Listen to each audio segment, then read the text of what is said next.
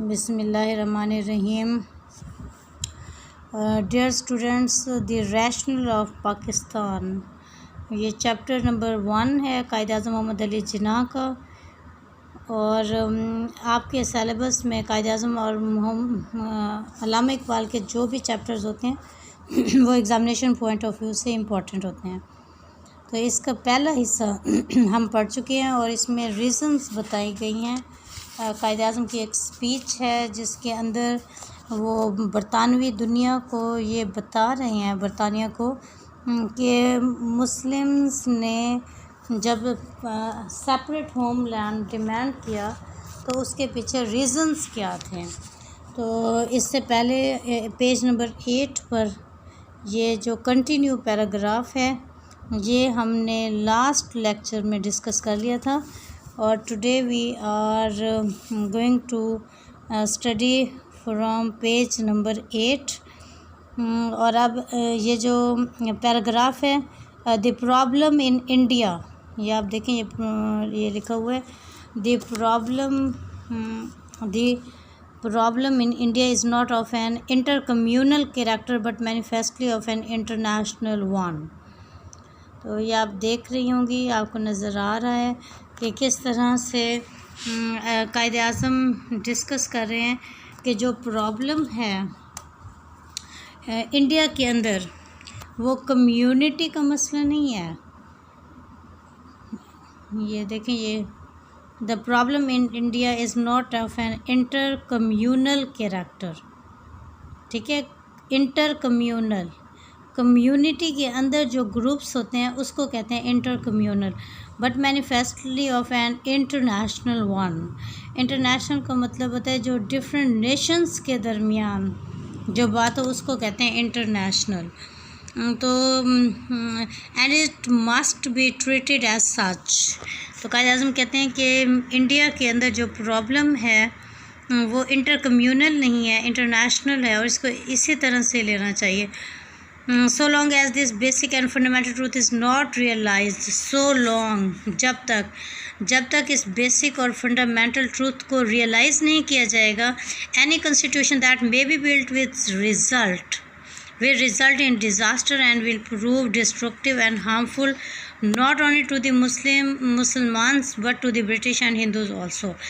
तो जब तक इंडिया के अंदर इंटरनेशनल लेवल की बात को नहीं समझा जाएगा और इंटर कम्यूनल समझा जाएगा, तो इंडिया में जो भी कानून बनाया जाएगा ना सिर्फ वो मुसलमानों के लिए डिज़ास्ट्रस होगा बल्कि बरतानिया के लिए और हिंदुओं के लिए भी। If the British government are really in earnest and sincere. अब दो बातें की हैं कायद-ए-आज़म ने कि अगर बरतानिया की हुकूमत जो ये दावा कर रही थी कि वो अर्नेस्ट है और सिंसियर है, मुखलिस है, to secure peace and happiness of the people of this subcontinent, कि इस बड़े सग़ीर के लोगों के लिए पीस और हैप्पीनेस सिक्योर करने के लिए बहुत ज़्यादा बरतानिया की हुकूमत सिंसियर है।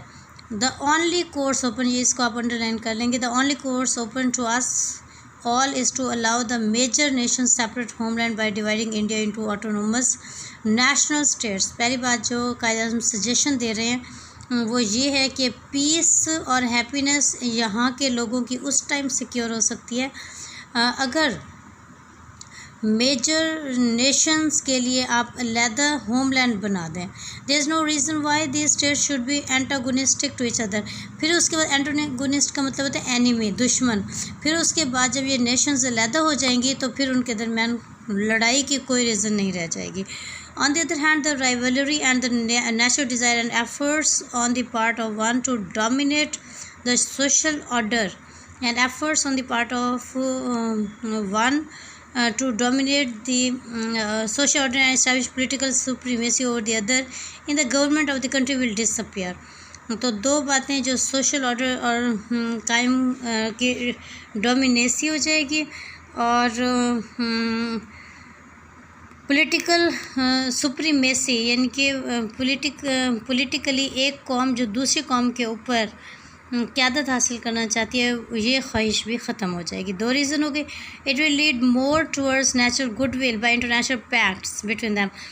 और फिर उसके बाद इंटरनेशनल पैक्ट्स, बैनुल-अक़वामी पैक्ट्स बनेंगे, ये इनके बैनुल अक़वामी तौर पर जो मुआहदे होंगे गुडविल के, उससे भी अच्छी फ़िज़ा कायम हो जाएगी। And they can live in complete harmony with their neighbours, और अपने हमसायों के साथ मुकम्मल हार्मनी के साथ रहेंगे, सुकून के साथ रहेंगे। This will lead further to a friendly settlement all the more easily with regard to minorities by reciprocal arrangements and adjustments between Muslim India and Hindu India. फिर उसके बाद जो माइनॉरिटीज़ हैं उनके लिए भी अरेंजमेंट और एडजस्टमेंट की जाएगी, मुस्लिम इंडिया में हिंदुओं के लिए और हिंदू इंडिया में मुसलमानों के लिए, which will far more adequate and effective safe guard the rights and interest of Muslims and various other minorities. तो ये चौथी बात हो गई कि जिससे हकूक़ की सेफ गार्ड मतलब हिफाजत हो जाएगी, चाहे वो मुसलमान हैं चाहे वो जितनी भी दूसरी माइनॉरिटीज़ हैं। तो ये सेकंड पैराग्राफ यहाँ पर ख़त्म हो जाता है। और जो नेक्स्ट पैराग्राफ है वो देखते हैं। It is extremely difficult to appreciate why our Hindu friends fail to understand the real nature of Islam and Hinduism. They are not religions in the strict sense of the word, but are in fact different and distinct social orders. And it is a dream that the Hindu and Muslims can ever evolve a common nationality. And this misconception of one Indian nation has gone beyond the limits and is the cause of most of our troubles and will lead to destruction if we fail to revise our notions in time. Notion होता है नज़रियात, तो अगर वक्त पर हमने अपने नज़रियात सही नहीं किए तो फिर डिज़ास्टर पैदा हो जाएगा।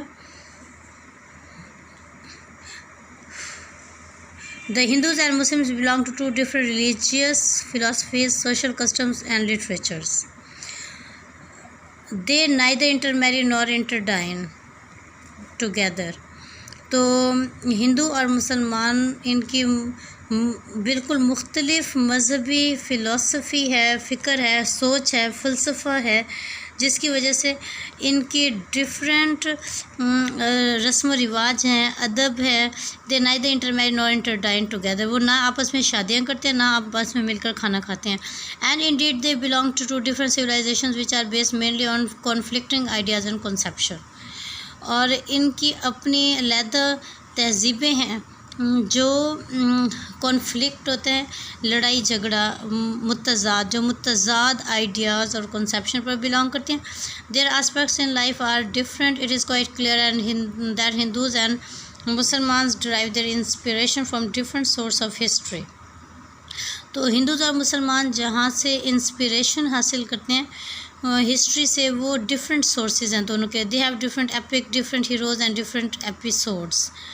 उनके लिए उनके हीरो भी डिफरेंट हैं, उनकी बहादुरी की क्या कहानियाँ, एपिक होता है बहादुरी की दास्तानें, वो भी डिफरेंट हैं। Very often the hero of one is a foe of the other and likewise their victories and defeats overlap. To yoke together two such nations under a single state, one as a numerical minority and the other as a majority, must lead to growing discontent and final destruction of any fabric that may be so built up for the government of such a state. तो ऐसी सूरत हाल में इन Nations को एक single state में डालना, इससे तबाही हो सकती है और ये तबाही का बाइस बन सकता है।